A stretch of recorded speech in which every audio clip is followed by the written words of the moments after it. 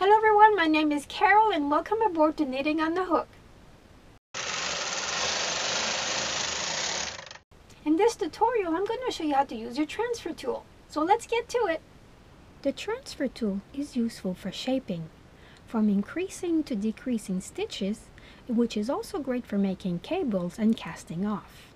And the way we use it is by placing the prong inside the hook of the needle, bringing the needle towards the E position, making sure that the stitch has passed the latch.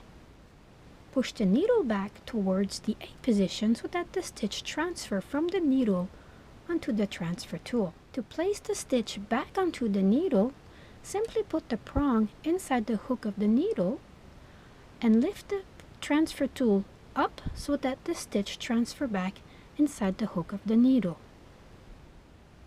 The same principle applies if using a double prong or a triple prong transfer tool. Simply place the prongs of the transfer tool inside the hooks of the needles.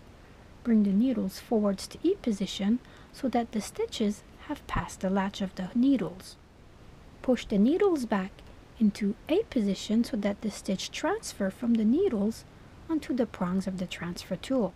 To transfer the stitches back onto the needles, place the prongs inside the hooks, lift the transfer tool up, and the stitches will simply fall back into the hooks of the needles.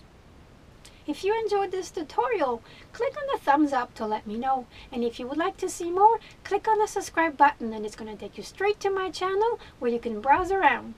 Thank you for watching Knitting on the Hook. Bye for now.